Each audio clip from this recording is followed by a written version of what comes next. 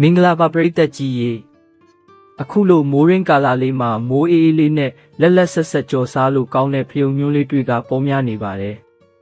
အာဟာရဓာတ်များကျွယ်ဝစွာပါရှိနေတဲ့ဖယုံညွှန်းလေးကိုကြော်ချက်စားရုံဖြင့်ရရှိနိုင်တဲ့ကျန်းမာရေးကောင်းကျိုးအချက်15ချက်ကိုပြောပြပေးမှာဖြစ်လို့အဆုံးထိခန်းစားနားဆင်ပေးကြပါဗျ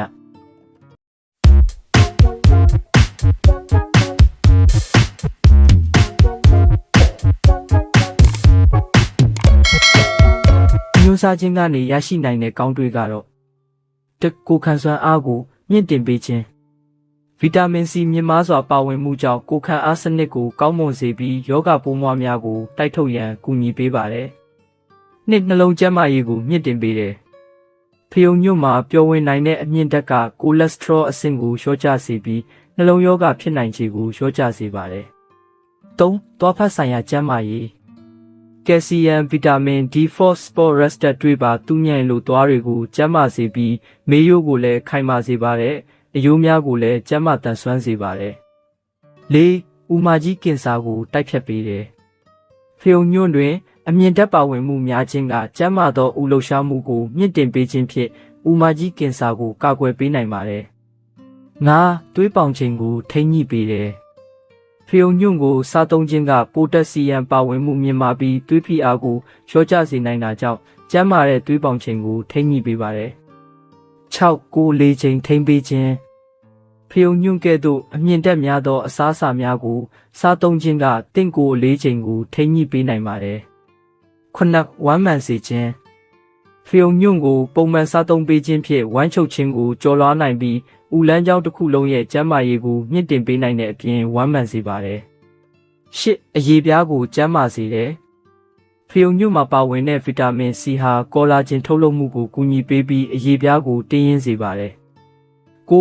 အမြင်အာရုံကိုကောင်းမွန်စေတယ်။ဖယုံညွန့်မှာပါဝင်တဲ့ဗီတာမင် A ဟာမျက်စိကျန်းမာရေးအတွက်အရေးကြီးပြီးအမှောင်ထဲမှာမြင်နိုင်စွမ်းကိုတိုးတက်စေပါတယ်။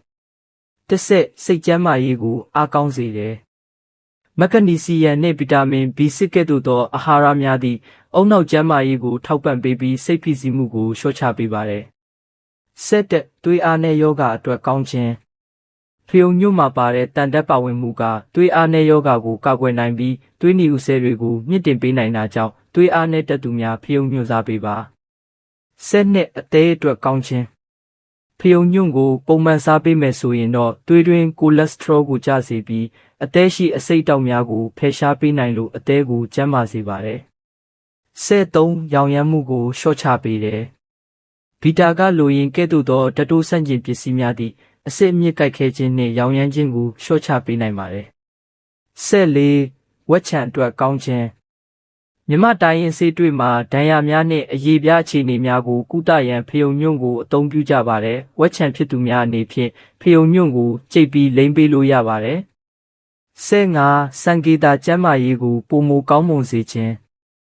အရွက်မှာပါတဲ့ဗီတာမင်နဲ့သတ္တုဓာတ်တွေကစံကေတာကိုကျန်းမာတန်ဆွမ်းစေတယ်။ဖယုံညွန့်ကအခုလိုကျန်းမာရေးအတွက်ကောင်းစေတာဖြစ်လို့မကြာခဏစားသုံးပေးပါလို့တိုက်တွန်းရင်နောက်ဗီဒီယိုများမှာပြန်တွေ့ပါမယ်။